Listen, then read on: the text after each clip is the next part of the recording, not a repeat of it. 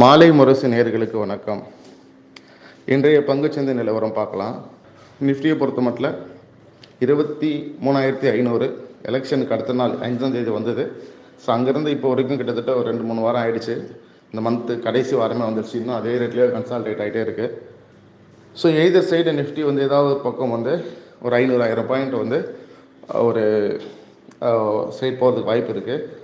Most probably கீழே இறங்கி மேலே போனாலும் ஆச்சரியப்படுறதுக்கு இல்லை. ஆனால் மேல் நோக்கி க்ளோஸ் ஆகிறதுக்கான வாய்ப்புகள் ஜாஸ்தி. இந்த இயர் ரெண்டுக்குள்ளே 25,000 வந்து ஒரு 80-90% போகும் அப்படிங்கிற மாதிரி தான் இருக்குது.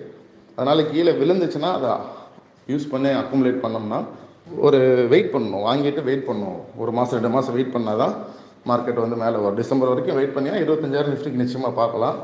ஸோ இங்கே வந்து உங்களுக்கு 1,500 பாயிண்ட்டுங்கிறது பெரிய ரிட்டர்ன் கிடையாது.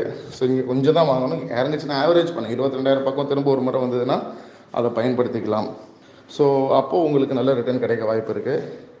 இன்ட்ராடேல ப்ராஃபிட் பண்ணுறதுல ரொம்ப டிஃபிகல்ட்டாக இருக்கும். கொஞ்சம் பார்த்து வித் ஸ்ட்ரிக்ட் ஸ்டாப் லாஸோட பண்ணிங்கன்னா மட்டுமே இன்ட்ராடேல வந்து நம்ம வந்து ஷைன் பண்ண முடியும். ஸோ நீங்கள் வந்து நிஃப்டியை பொறுத்த மட்டும் ஒரு சைட்வேஸ் டு புல்லிஷாக இருக்கும் அப்படிங்கிறது என்னுடைய ஒரு வியூவாக இருக்குது. இதே தான் பேங்க் நிஃப்டிக்கு நான் சொல்லுவேன். லாங் டேர்மாக இன்வெஸ்ட் பண்ணுறதுக்கு கோல்டு கூட நிறைய வாட்டியாக நான் சொல்லியிருக்கேன். ஸோ நல்ல ஒரு இன்வெஸ்ட்மெண்ட்டாக இருந்துகிட்ருக்கு இப்போ வரைக்கும். ஒன்றும் வந்து பார்த்திங்கன்னா கோல்டில் இன்வெஸ்ட் பண்ணுறதுல எந்த விதமான பிரச்சனையுமே இல்லை. ஸோ அதுவுமே வந்து ஒரு upside is very much limited.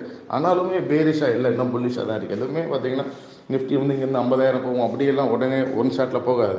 இந்த இயர் எண்டுக்கே அதுக்கு டார்கெட் நான் கொடுக்குறது 25,000 26,500 வரைக்கும் தான் மேக்ஸிமம் டார்கெட் இருக்குது. ஸோ அப்சைட் லிமிட்டடாக இருக்கிறதுனால கோல்டுக்குமே அதே மாதிரி ஒரு 1,000 ரூபாய் ஒரு கிராமுக்கு ஏறினாலும் பெரிய விஷயமா இருக்கும் ஒரு 6 மாதம் ஒரு வருஷத்துக்கு. ஸோ அதை பயன்படுத்திக்கோங்க. பெருசாக இறக்கமும் இருக்காது. நிஃப்டி ஆகட்டும் கோல்டாக இருக்கட்டும் ரெண்டுத்தில் பெருசாக இறக்கமாக இருக்காது அப்படிங்கிறது எதிர்பார்ப்பாக இருக்குது.